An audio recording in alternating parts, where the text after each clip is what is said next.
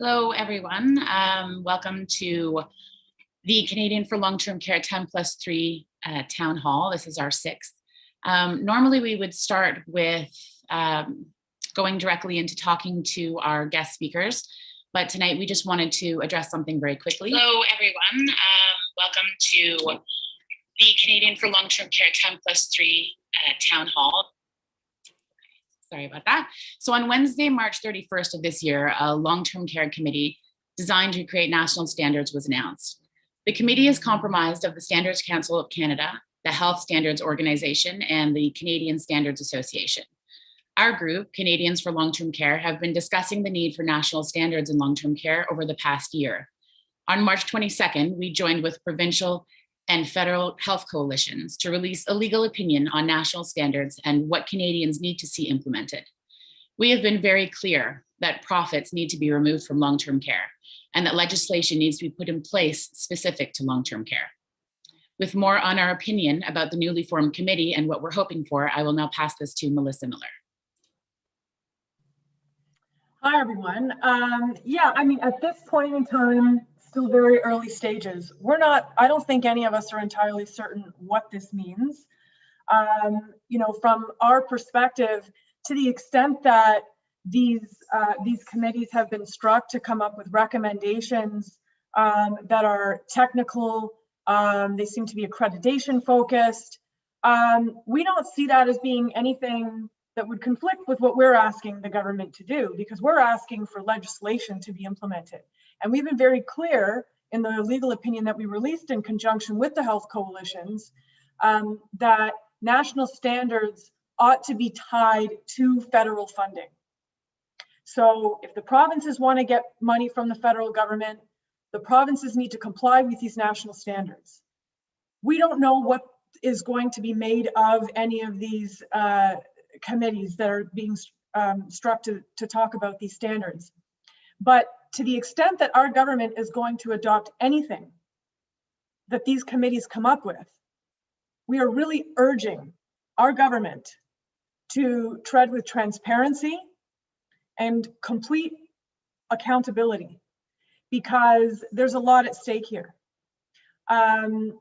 Once again, these committees are, to the extent that these committees are only talking about recommendations and our government is only going to require provinces to adhere to recommendations, that's not what we're asking for. That doesn't rise to the level of the national standards that the health coalitions and that we have been asking this government to put in place. So we are more than happy to work with anybody talking about national standards. And we, as always, would like a seat at the table. So we wanted to address that at the outset. We will be talking about it a little bit. We consider ourselves as one of the stakeholders. We have a number of other stakeholders with us today at this town hall to talk about national standards, and who I will imagine have a lot more to say about this over the next hour. So I'll turn it over to Dr. Vivian Stamatopoulos, leading expert and advocate in long-term care, who is going to be running this. No, we have the leading expert here. We've got Pat Armstrong here. So absolutely, yes, we do. I trail. So I just want to give a little quick introduction to the amazing powerhouse women we have here today, because I'm very excited to have them all here. I'm going to give them a couple minutes, but I also want to just do a little introduction myself too. So Dr. Pat Armstrong, who you've all probably heard me talk ad nauseum about, she's just one of the most brilliant long-term care experts in Canada. I'd put all my money on her to be leading some sort of, mission towards improving long-term care. She's a Canadian sociologist from my former PhD program, at York University. She's a fellow of the Royal Society of Canada and has served as the chair for the Canadian Institute of Health Research in Health Services and Nursing Research. And she's also chaired my former department at sociology at York University. Most importantly, she just wrapped a 10-year international study on promising practices in long-term care. And has just written, I can't even count how many books, how many articles, how many op-eds, how many, government provided pieces, and just so many documents on what we need to do to improve long-term care. So I'm so happy she's with us today. And then, of course, we have our amazing union heads that have just been powerhouses for, really putting out the plight of these workers, both the waves, but also pre-pandemic. We've got Sharleen Stewart, who I'm sure everyone recognizes by now because she has just been everywhere and she's amazing. She's the president of SEIU Healthcare, Canada's healthcare union, to more than 60,000 frontline workers, many of them in long-term care. And then, of course, Katha Fortier, who is the assistant to the national president of Unifor. Everyone knows Unifor. It's Canada's largest private sector union. And she has also been, at the helm, really trailblazing what has happened to these workers in these facilities and how that leads to, frankly, compromised care and compromised safety for the residents in these facilities. And then I'm really happy that we have Jennifer, and I'm going to not provide her last name, or that's the only information I'm going to give about Jennifer. She is a PSW who worked in harrowing circumstances in the first wave, and she is going to tell us exactly what it was like being a frontline worker in a long-term care home battling a terrible outbreak, to really just give that insight as to how bad it can get. So with that said, I'm going to just let any of the ladies jump in and tell us a little bit more about yourself and why you're involved in long-term care, and I will be quiet now.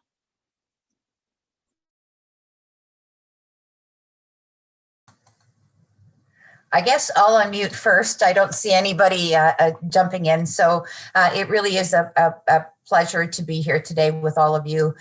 We've been at this a long time, and Pat and I go back probably far too long fighting for standards in long-term care. And of course, Sharleen has worked incredibly hard as well. But, I think what we would probably agree on is that this pandemic has exposed the gaping wounds in our long-term care system that were there long before the pandemic started, but were hidden and were shadowed. And workers like Jen, who carried us through, quite frankly, what was the last year is just can't be described any other way than a humanitarian crisis. These workers work through what could be seen as the equivalent of a war, with the trauma, with the residents that they lost, with the expectations of how they worked. In fact, Jen is working her second shift right now in her union office at her long-term care workplace. That again, we're not going to reveal because essentially there's just nobody to come in and they're short-staffed, and this is what the frontline heroes are really doing to care for the residents. And believe me, they're far more than just residents. I know so many personal stories of frontline workers who, these are their families. These are, if you think about the work that they have to do. And we hear from so many great advocates of people who have family in long-term care, and it's been terrific. But there's also an aspect of long-term care residents who don't have a family or may not have a family very close by that's even available. People have moved great distances for work. As people understand that, and the personal support workers and other caregivers as well, because it really is an entire team in there. And believe me, they would not have gotten through the pandemic at all without the help of cleaners and dietary workers and activity workers who all stepped up and did their part. But they worked through. We've asked them to do the unthinkable this last year, which is really, if you can imagine having, when the funeral home isn't allowed to come into your nursing home and you have to prepare bodies of the residents, of the people that you love. Oh, sorry, I just needed a breath. It's, it really is. It's traumatic, and it's just traumatic to, to think about. We're the ones that get the calls. Sharleen, I'm sure you've had a text from somebody who said, I just got to work and I'm the only personal support worker here for 45 residents right now. When they're in outbreak and their workers are getting sick around them. And, you know, it's just traumatizing. And you know, I'm really grateful to the people who have stepped up in this fight and who are just as dogged as we've ever been and determined to make real change. So I'm just really happy to do this work. And I at least feel some optimism that things will change, because there are so many people holding our government to account right now. And I'll pass it over to Sharleen. That's the way to do it, sister. see, Vivian, delegate. Yep. Anyway, thank you so much. I am so very honored to have been invited to participate with this dynamic panel. Like, look at, we physically haven't met each other, but we've certainly shared a lot of love through social media. So I really am honored to be with you. Thank you so much, all of you, for your advocacy and your strong voice in speaking up and identifying the many problems in long-term care. I'm proud to be here speaking on behalf of frontline workers as president, Vivian said, of SEIU Canada and SEIU Healthcare. The union in Ontario represents 60,000 healthcare workers, and we represent 120,000 across Canada and 2 million like-minded workers across the United States, Puerto Rico, and Canada. So we've had a lot of heartbreak and, you know, passionate conversations, like you said, Katha, right across North America. And our members, like Katha's, have been serving on the front line of this war on COVID-19 in Ontario's hospitals, nursing homes, and in our community services. And our members in SEIU are mostly women, as we know, in healthcare. Many of those women are women of color, and they've been fighting in the shadows for decades. Like we said, pre-COVID, for decades. And for decades, warnings were discarded and the cries cast away as they continued, as Katha said, to show up every day and to work without the support they needed to deliver quality services to the people that they care so deeply for, and they are like family to them. They asked for support, like the increased staffing levels, so many times. They asked for support like more hands-on time spent with our elderly and the most vulnerable. They've asked for support like we've been talking about, better wages, full-time jobs, paid sick time for all, benefits, and retirement security when they put in so many years serving you know, our province and taking care of our loved ones. That support would have allowed them to live a dignified life with economic and social security. And in many cases, truly would have raised them out of poverty. So many of them are living in poverty because of the poverty wages that they earn. And COVID-19 has lifted the fight of healthcare workers out of the shadows. If there's anything that we can be thankful for, it's that they have come into the light. And that light has been illuminated by the faces that are on this screen and so many other allies like all of you who share that common vision and outcome. And that's quality work and quality care. It's also shone a light on places that wanted to remain in the shadows. Issues such as substandard outcomes that occurred as a result of the lobby efforts by for-profit nursing home chains, corporations that paid out over $230 million in dividends to shareholders in 2020 alone, even as workers like Jennifer and seniors got sick, and some unfortunately have died over it. I'll have so much more to say about that later. But I can tell you, I'm in the fight with the women on the panel here, and like so many others, and SEIU is in the fight with our allies like Pat, Vivian, Katha, so that those long-term care workers, and mostly working women of color and immigrant care workers, have the supports that they need to make quality, compassionate care possible for every single senior who needs it. So looking forward to the rest of the conversation. And now I will pass it on to Pat. Thanks, Sharleen. I'm not sure there's anything left to say. You two have been so eloquent.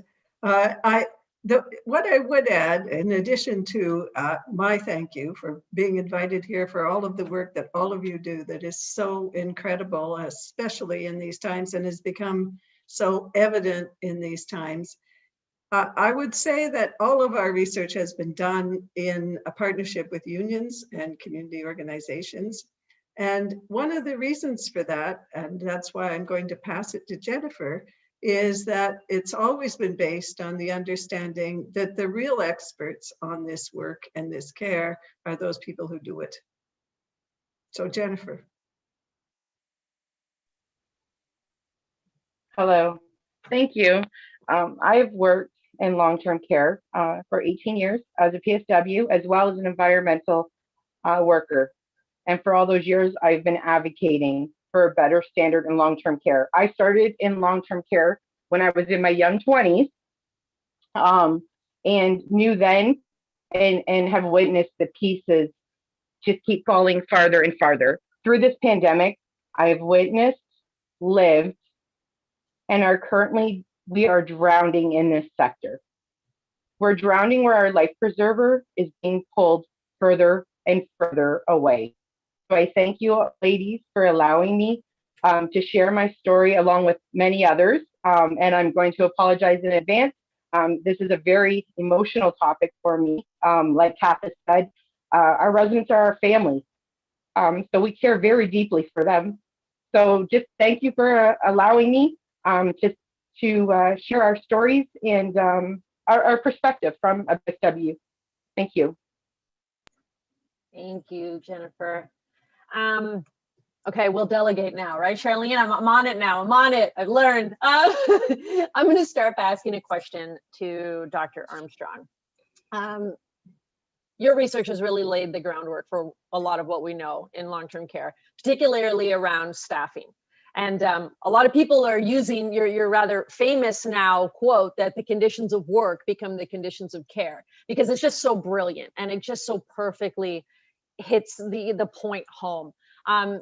So I really want to know from your perspective, why is it so important? Because I think it's important. I'm pretty sure you think it's important too, that any national standards must focus on staffing. Well, the simple answer to that is that the conditions of work are the conditions of care. In this, it seems to me that that's the case wherever you live. Certainly wherever you live in Canada, but we've seen that as well in the various countries we've studied through the project you mentioned earlier. Decades ago, when I first started to do this kind of research in long-term care, the big idea was resident-focused care. But the problem with the resident-focused care was that they forgot that you can't focus on the residents unless you have the conditions that allow you to focus on the residents, as Jennifer and Katha and Sharleen have just said. And to use that to build the kind of care relationships that the evidence tells us leads to resident-focused care. And so we have to begin with staffing. If we don't begin with staffing, we can't do any of those things about, as Sharleen said, the quality of work and the quality of care. So I want to mention 5 things that are familiar to all of you, but just to hammer them home again in terms of thinking about what does that mean to have national standards on long-term care. Well, the first and most obvious, of course, is minimal staffing levels, although there's a risk in minimal staffing levels that they will become the maximum. We have to be really clear that this is the minimum of worked hours in care, and that we have to be going farther than that. And in fact, Sharleen Harrington, the big expert on this in the US, is now saying we're talking about over 6 hours, not the 4 hours that has become the popular line. And as I hope Jennifer will talk about more, the kind of task focus that is required because of the low staffing levels that were provided just enough care before COVID has been so exposed as not being enough. I was thinking when I was thinking about today of the chief nursing officer for Canada testifying in a pay equity case I was involved in, said that they're now saying you can bathe the resident in 10 minutes. And she said, the only way you could do that is to throw him in a chair, hose him down and let him drip dry. And, you know, that's the kind of direction we've been going to before this all happened. So clearly, the evidence is obvious. A second, we have to talk about continuous staff training. And this is skilled work. and the people who do it are skilled. But just as I have to constantly keep up with the changing population involved in the university, so too do the staff in long-term care, and they need to be able to do that on the time of their employer, while they're at work, and with real people, rather than being sent home with a disc to watch, or, oh, that's yesterday's technology. I mean, sent home to watch a Zoom. I am out of date. The third of my 5 is full employment. Staffing doesn't just mean enough people, it means enough people with full-time jobs. There are some people who would prefer and would really like to have part-time. It's much, much smaller than the numbers we have now. The overwhelming majority should be full-time jobs, and those who are part-time should be permanent part-time jobs. And we have to make that very clear. And as Katha was saying earlier, we're talking about everybody here. We're talking about the housekeeping, laundry, management too. None of those services should be contracted out. All of them should involve real jobs. Otherwise, they can't get to know the residents, or they can't get to know each other. And so teamwork that is essential to this idea of resident-focused care becomes impossible when you have so many agency staff, so many contracted services, so many, leaving out the question of the quality of those services in general. So fourth, that staff needs to have resources. We've had attention paid to PPE, and I know that ONA has joined with other unions like SEIU to take cases around against employers around the PPE, but it goes much farther than that. And I was prompted when Jennifer was talking to think about one of the things we often heard is there's no space to grieve. There's no place for us to grieve when people die. There's no place for us to be alone or supporting each other. The resources that are necessary go beyond PPE, they go beyond equipment. They have to include the kind of physical and social spaces we allow that are also critical staffing issues. And finally, of course, as we've already heard and we all know, we need decent wages, working conditions, and we need protections against things like racism and other forms of abuse. And of course, everybody needs a union. And I would argue these are all staffing levels. They're all areas that we need to have federal standards on, that are enforced and funded, as we heard from Melissa and Kathy at the beginning. And I love it when the provinces, and I've heard it from the provinces and not the territories, saying, get out of our business, we know how to do this. I think it's been demonstrated they don't know what they're doing, and that it is time for them to cooperate and agree to a set of standards that are enforced and met. So thank you. Thank you, Pat. I think we're all on the same page on this for sure. Jennifer, I know you're emotional. Making me emotional too, and I want to just take a minute to say thank you for what you do. I'm a family member, a family advocate. My father was in long-term care, and I saw what you do. I know what you do. I know how hard it is. And so thank you. And the fact that you're working back-to-back shifts right now and still taking the time to talk to us lately on your break, thank you. I do just I wanted to ask you, so I understand you have worked recently 56 hours in a row. And I'm wondering if you can tell us why and what that's like and what your experience has been working in long-term care. Thank you. Thank you for the recognition. I truly appreciate it. What it was like. It painted a picture, a very clear one. 56 days I worked straight, 809 hours. before I had a 24-hour day off. April 1st, 2020, COVID took over our home like wildfire. Fear, anxiety, workload, malnutrition, not sleeping. I've never felt such pure exhaustion. Stress, it only grew greater and greater as our days, our weeks, and our months went on as staff left. It was, I was fighting to keep so many residents alive. Our families entrusted us and we were helpless. Donning and doffing 30 to 40 to 50 times a day left me with less than 4 minutes to give resident daily cares. How was I to keep our residents alive and healthy, trying to recover, or even trying to support end of life comfortably? It was an emotional roller coaster. Workload increased due to our declining residents and their health, their mental and physical states. Behaviors and violent outbursts at bedside care increased due to isolation and depression. I lived in a trailer outside of my long-term care home in the parking lot in order to isolate and try to keep myself safe. We had snow, rain, heat, and humidity. It really took a toll on my patients. Our water froze. We would lose power. We were not able to cope with the elements for the little time that we did have off shift. Undisturbed sleep and uninterrupted time was routine for months.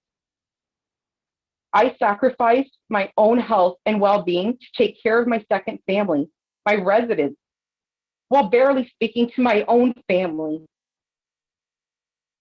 While I didn't expect the overwhelming amount of stress, anger, frustration, and guilt that came along with all of this. Fear was present, but pushed aside so that we can save lives. PPE was scarce at times and monitored closely to maintain a suitable level within our home. Nothing is more daring than facing a deadly virus with little to no information and not having all the tools and equipment and staff to face it.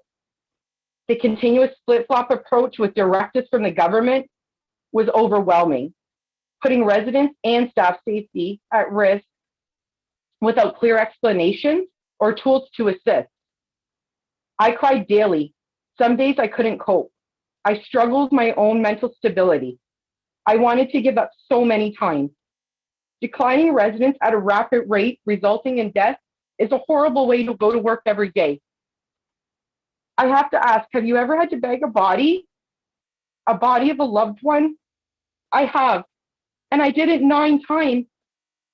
And I still have night tremors to this day.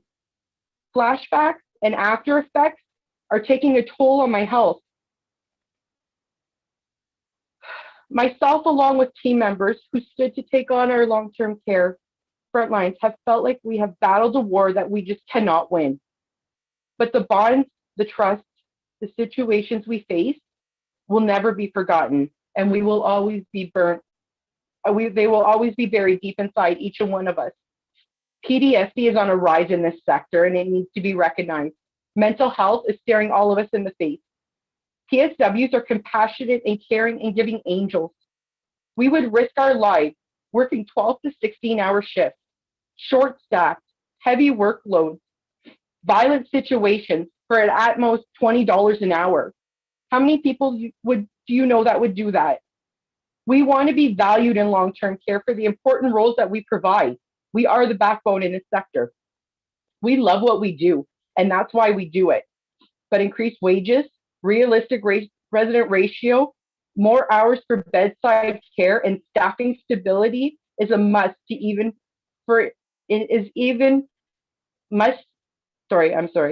Staffing stability are a must to even come close to be in reach of that life preserver in this sector.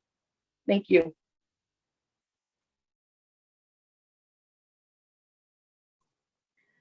Thanks so much, Jennifer. I can tell you that as a lawyer who represents hundreds of families who've needlessly lost loved ones in long-term care, they thank you very much. And I just came out of an examination for discovery in a case 5 minutes before we got on here, and my client said the exact same thing. And I'm going a little bit out of order here, but I want to ask you to follow up.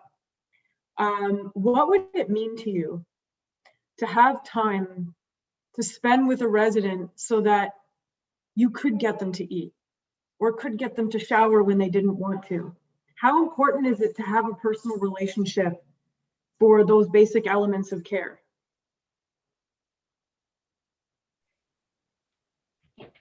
Thank you. Thank you for the question. That's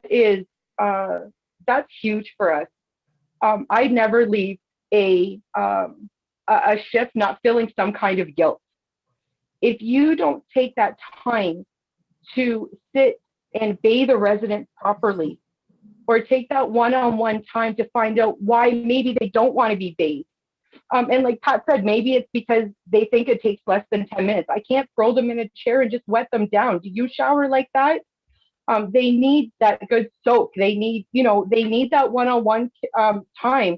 It's that companionship that they need. Eating, that is 100% their nutrition and health. Their intake is what's keeping them alive. Our residents look forward to three things: their food, their bathing, and their caregiver. And so for me to have them live in a rushed environment every day, it's an assembly line. And healthcare should not be, or long-term care even, should not be an assembly line. It should be long-term care, compassionate and dignified care. Jennifer, that was really powerful. My question is to both Sharleen and Katha. On March 17th, the SEIU, CUPE, and Unifor issued a statement in response to Ontario's long-term care minister Fullerton's new staffing supply accelerator group. And in the letter, you mentioned that the failure to involve unions while including home lobbyists will skew the outcomes in favor of employers instead of the seniors and the frontline staff. That was a powerful statement. Why is it so vital for PSW unions and stakeholders to be included in the development of national standards? Why do you need the voice? Let's go to Katha first, just because you unmuted yourself first last time. Thanks. That's a really good question.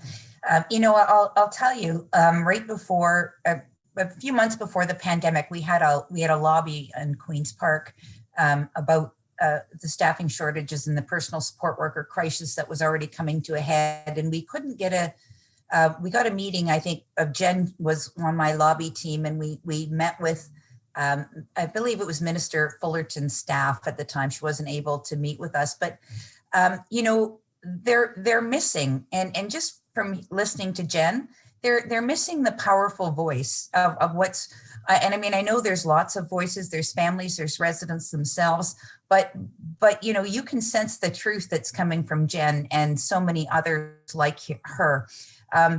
There's a real tendency by this government to listen to the operators, to listen to the for-profit operators, to listen to their plans. They don't have a good plan for long-term care. They want a second tier of personal support workers that they can pay less money to, even less than what a personal support worker. They've worked for a decade, these employer groups, and particularly the for-profits, to suppress wages. Workers like Jen can't go on strike. Obviously, they're covered under legislation that prevents that. But they have to go before an arbitrator, and quite frankly, arbitrators have not taken into consideration the work they do as being work that's important and has value. I mean, they were even imagine a 2-year wage freeze, and I think probably a decade of wage increases that have been below inflation. They have a plan, and it's. They would like to see, as Ontario has opened up, in fact, it was the summer of 2019, Doug Ford allowed workers to come in as temporary foreign workers as personal support workers. And that was their plan. That's what the for-profit operators have lobbied for. And listen, I mean, we have temporary foreign workers in the system and we thank God for them. They're union members and we do our best to protect them, but they want a workforce that's nervous. They do want a workforce that's scared and is not going to demand more and is not going to have the kind of voice. Even workers like Jen speaking up, I mean, you know, she's taking a risk, that's for sure. We're not giving her last name or her workplace or her employer. But the reality is, you know, traditionally workers could be fired for this, can actually be fired for telling the truth. But these are the people that we should be listening to. And I know all of Pat and Sharleen will certainly agree with me, but this is a government that doesn't want those voices. They don't want the union representatives. They don't want the worker representatives on these committees. They want to make decisions and just roll them out and pretend like something is happening when it actually isn't. So I'll pass it over to Sharleen. Yeah, great points, Katha. I mean, obviously I agree with you, but one thing I have to, well, first of all, Jennifer, thank you so much. I mean, your conversations and your experiences just trigger me constantly. You know, my heart goes out to you, my utmost honor and pride to you and everyone that has shown up for us over the last year. Thank you. But too many committees have been struck. I mean, I don't know how many I've sat on myself, but they've been struck to study problems. Some studies have been done to study the last study. So that in and of itself is frustrating. And absolutely, it's time the workers' voices, their experience, like Jen just said to us, and their recommendations are at those tables. Not just the voices that have had ample space over the decades and many voices of the employer lobbyists, as we said, for the nursing home corporations. But I just want to talk a bit about reminding ourselves of what we know. So, like's been said, first, part-time exploitative gig work contributes to substandard care outcomes. And what does the big nursing home lobby advocate for? More part-time work, lower paid, and lesser skilled workers, the total opposite of what you just talked about, Pat, and that's what Katha's pointing out. Even now, in the middle of COVID, we still see them lobbying for that. Part-time work, lower paid, and lesser skilled workers. And second, when trusted with our most precious loved ones, what does the big nursing home lobby, their advocates, what do they lobby for? Less regulation, less oversight, and no consequences whatsoever for failures. And then third, while taxpayer resources are finite, we know that, we should be ensuring that monies are well spent. But what does the big nursing home lobby advocate for? More cash for government, from the government, so that they can acquire more real estate with little investment of their own profits into the upkeep of those facilities. And we've heard a lot of talk about that lately. So, you know, as I say, their voices have been at the table, the lobbyists, the employers, and not those frontline workers that have the stories to tell. You see these corporations investing in pension funds that our public sector workers are part of. They're not investing in staff retention. They certainly aren't investing in morale or human capital, but again, real estate and real estate holdings. So when the government structures any group like the Long-Term Care Staffing Accelerator Group, which excludes the role of unions to protect precarious workers, we know the voice of venture capitalists at the table will be an unfettered push for the lower pay, less oversight, and greater real estate. So again, you know, after more people have died in the second wave compared to the first wave, we simply cannot sit back and allow a failed system of government and nursing home chains to keep driving the bus without workers and families on board. So, I mean, obviously I'm agitated about that. You know, all the words about we've learned, well, I guess the Minister of Long-term care still needs more studying. She hasn't learned all that needs to be learned, but they won't do that so long as the people around that table look like the people who are always around that table. We need Jennifer there. We need the voices of the workers through the workers or through their unions. So again, it's frustrating. Very well said, Sharleen. And just because, you know, you and Katha were commenting on sort of the Ontario example, but I want to sort of bring this to the, you know, all of Canada, that the impact that we've seen on the the home lobby groups is that we now have immunity legislation in multiple provinces across Canada that are actually almost and completely insulating them from accountability from lawsuits brought by families as a result of COVID. And you know that it's mind-blowing. And that's, I think, why it's so critical for the PSW voice to be heard at the national level. And, you know, I know we're going to talk more about this, but that's the concern I have with this other committee by the HSO, that it's, you know, focused on accreditation base. And, you know, right now we know who's been appointed as chair. We don't know what that process looked like. And we don't know who are going to be the voices on that committee. And I find it very concerning because our federal government sounds very excited on social media to be learning what this committee is going to be coming up with. And when I hear our federal ministers getting very excited about a committee that's not an arm of the government, I have to believe that they're going to adopt the recommendations. To what degree, we don't know. But I don't know if I would call it excitement. I'm anxious. And I think you guys, what I'm hearing is I think you're anxious too. Yeah. Kathy, were you going to jump in, or Vivian? I am. I just wanted to let everyone know we're switching to gallery view, so we're all here together again. I am listening to everything, and more than a question, I really just, you know what? Again, I'm thinking my perspective as a family member.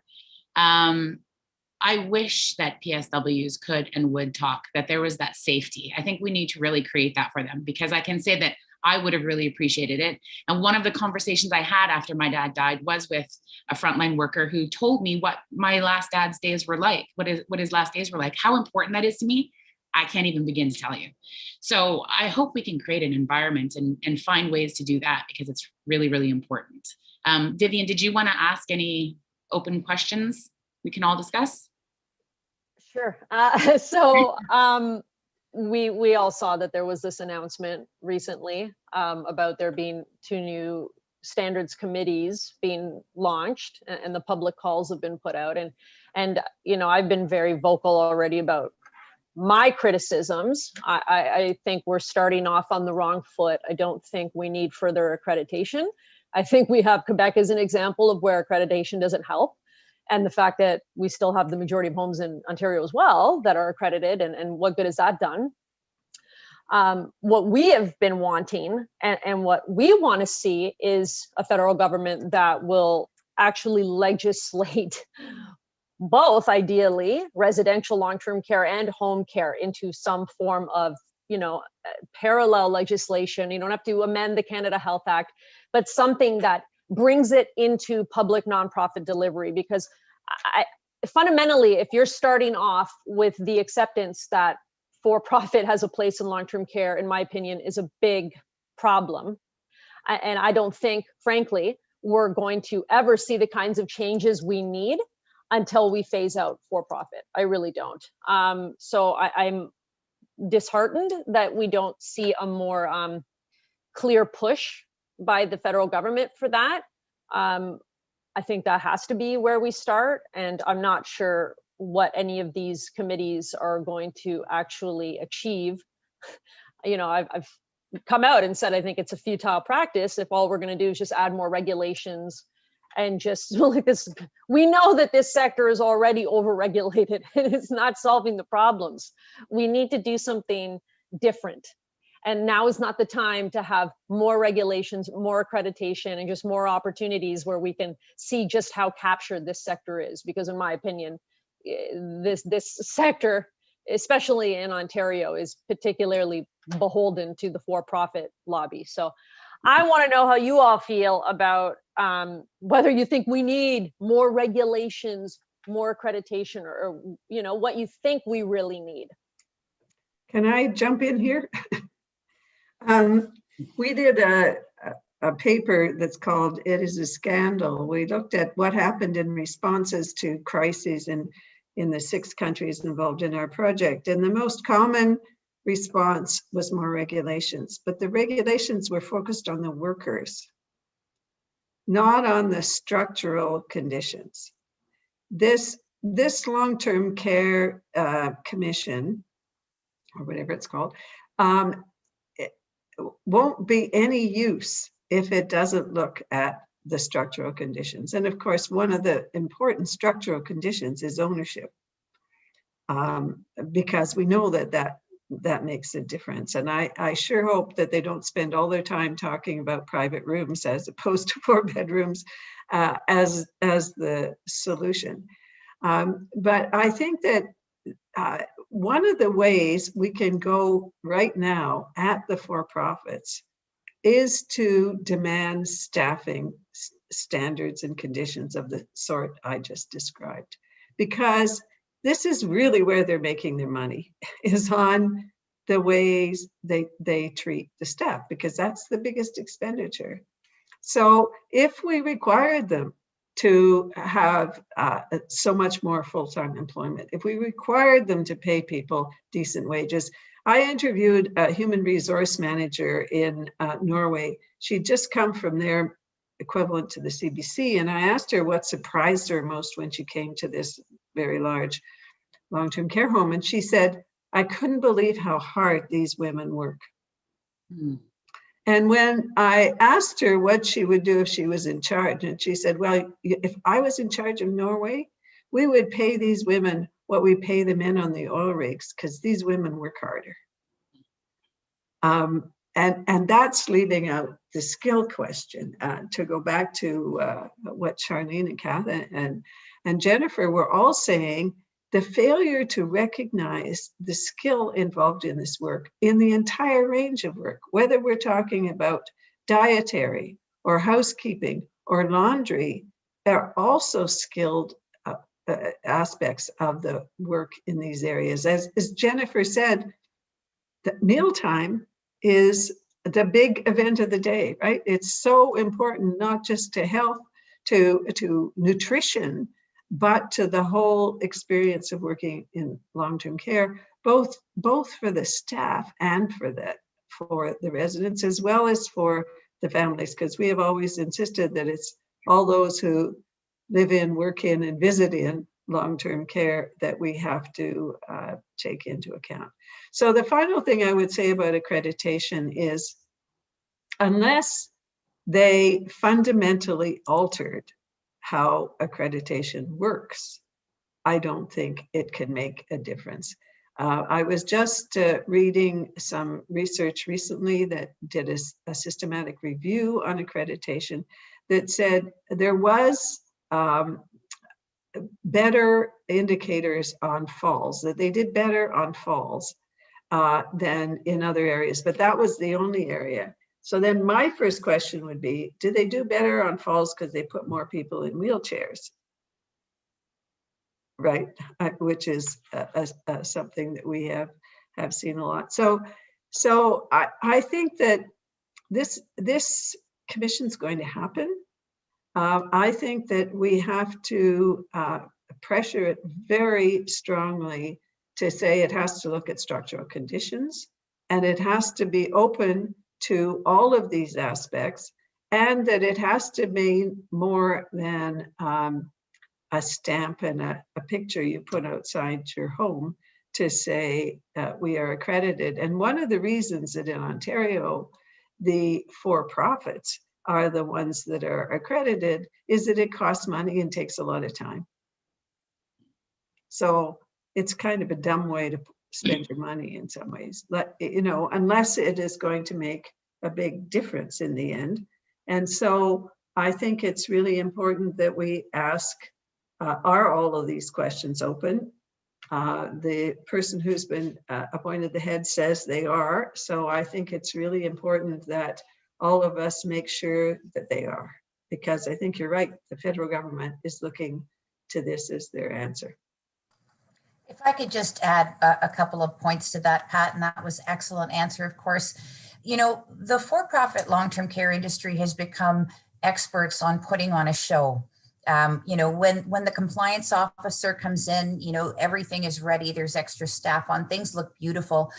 They're funded by a personal. They're funded based on how well they charted on the residents that they had last year, and they get a pocket of money called the nursing and personal care envelope.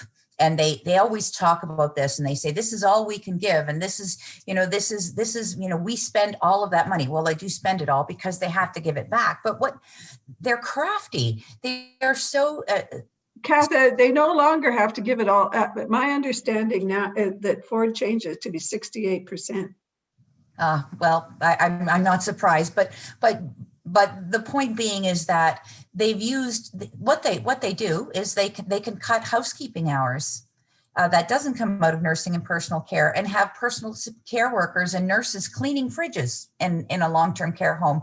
They can have them, instead of having dietary workers serve the meals, the personal support workers and the nurses are serving the meals and delivering the laundry to their rooms, and all of these tasks, inspecting mechanical lifts, which should be a maintenance job. No, personal support workers are going to go to work every shift and sign off that mechanical lift is in working order. They know how to make money. They are good at it. And they know how to exploit the nursing and personal care envelope, and those that are. It's just a fact of life. There's no transparency and no accountability on the system won't work without it. I just want to say everyone can unmic too for the open discussion part, because we're all together on the screen. So I was just saying, I totally agree. Yeah, me too. And so to that end, I mean, how important is it that national standards have accountability Oh, yeah, of and course. transparency included in them? Because that's kind of what worries me about an accreditation, is the lack of transparency that we might get into. It's another layer of filtering. We don't even know in Ontario, we don't see the numbers that long-term care homes submit to the government on staffing levels. We've got no idea what they're submitting. We've said to the government, how many times, Sharleen, you know what, they've got a union in that place. Let us look at the numbers and see if they're telling you the truth. They won't even do that simple check and balance. It's transparency and accountability has to be there with any funding. Well, and like Melissa said, you said you were, at a hearing or before you came on to this. I mean, look at how that industry goes over and above to hide things. I mean, transparency, we can start with all those issues, but even now, trying to support, vaccination of workers, we can't even get the numbers out of those homes as to what is it. You hear a lot of negative stuff out there, but they do not tell us anything. And it's not just the federal government, it's the provincial government, that they should be holding those corporate for-profit homes in their provinces accountable to the kind of care that comes out at the outcome. COVID has showed us that. We've got so much stats and data that prove from people, not union people, not people like Pat, but other people that haven't got the same investment, that they performed horrifically. So instead of, finding all kinds of ways to regulate it, the answers are so simple. It starts, with the staffing, and Katha and I have just launched our Respect Us, Protect Us, Pay Us. I mean, simple stuff like that. Respect these workers, protect them when they're in there, do whatever you need to do to put that first. The rest should be secondary as far as I'm concerned. Accountability, people have to have the courage, the boldness, and whatever other hormones that you need to get this done. And that's all it takes. Stop studying the studying, quit, committee after committee. It's pretty simple out there. Full-time jobs, respect, protect, and pay, and you'll have better outcomes. And accountability has to go beyond counting, which is primarily what we do now, right? You're supposed to count everything from the number of glasses of water a resident has through, but it's what can be easily counted, counts as accountability, as opposed to those larger questions that you're raising, right? Jennifer, I wonder from you, like in a typical shift, how many people are actually working alongside you, and versus how many you think should be there working alongside you? So typically, if we're fully staffed, we would have on days we have 3 PSWs, that's a 1-to-10 ratio. Evenings, you have 2 PSWs, which is a 1-to-15 ratio. And on nights, you have 1.5, which is, you have like a 1-to-30 ratio. You have 1 PSW on the unit, and then you have 1 PSW that floats between 60 residents. So it's a 1.5. That's full staff. Wow. That's PSWs. Now, when you include your housekeeping in that, like Katha said, and Katha's reiterated too, it takes a team in long-term care. So for meals, I'm very fortunate here. Everybody, it's all hands on deck. Our residents deserve an unrushed, comfortable, hot meal every single meal 3 times a day. Their snacks, they get 3 times. It's the same. It's nothing for, a housekeeper or a dietary, to come, one of our nurses to stop and sit down with those residents, because we all know how important that time is with them. And if I'm short staffed, I can't, there's no way that I can get those meals out or, do a care or provide the baths or, just the normal daily tasks that you or I would do in a day, that we have to provide for 30 residents. 10 to some people is a realistic ratio. Working in this field, 1 to 5, 6 at most is a realistic ratio for me to give unrushed, compassionate and dignified care. Mm-hmm. And that's similar to hospitals, right? Isn't it usually 1 to 5 in a hospital? Mm-hmm. Like, why is it any different in long-term care? This is ridiculous. I mean, this is the point that just drives me crazy about our federal government not realizing that until we actually make this public and put it into this larger federal legislation, we're never going to see the kinds of, care we get in a hospital provided in long-term care. So I just, my mind. Add to that though, how often do they work short? Oh yeah, all the time, right, often. Jennifer? Like, I hear this all the time. Constantly. And Constantly. And it doesn't matter if it doesn't matter if it's a holiday. Like we just had Good Friday. It doesn't matter. We're burnt out. We're tired. If that means that you're jeopardizing that little bit of extra money to mentally keep yourself stable, they're calling in. And now because of COVID, people, it's just between work and home, healthcare, you can only work one workplace. People are drowning. And they can't cope. So the mental breakdowns and like I said, PTSD, it's staring us all in the face here, and it's only going to get worse. It's unfortunate because it sounds like everybody who's the front lines in long-term care is in pure survival mode right now. And that's not how you can deliver what you say, Jennifer, as dignified, compassionate care. And this isn't a hospital, this is their home. Hospitals we can put up with rushed care sometimes. It's a short-term stay, right? This is long-term care, their home, where they should be treated like it's their home. So I hear you, Jennifer. What worries me is that now that vaccinations have dramatically reduced or eliminated even the death rates from COVID in long-term care, the focus now is back on hospitals. Mm-hmm. And I am really worried that that the focus has moved right off long-term care, and that we won't see any significant structural change that was being demanded 6 months ago, even before the vaccine started to have an impact. And I think it's going to be just so much more important to keep the pressure on now,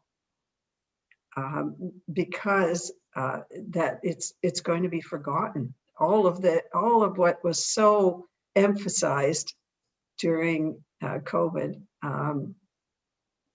that those lessons may disappear. And as Jennifer says, not much has changed, except not as many people are dying, right? You know what the problem is though, and I think here's why it's probably not. I mean, listen, I think workers like Jen are going to get to a point where it's going to get worse. They haven't had vacation in a year. They're exhausted. They've just been through such a trauma, and the economy is going to open up in a few months. Let's hope the vaccines work. And I mean, Jen's seen a rotating door even pre-COVID, but once people are out of this cycle, you know what? They're going to go to the fish and chip joint down the street, or Home Depot, or, you know, the factory. Like they, you know, the money isn't that much different. Sometimes it might even be better. And they're just going to say, I can't do this anymore. And that's that. I mean, you know, there was a revolving door before, but that door is going to start to spin.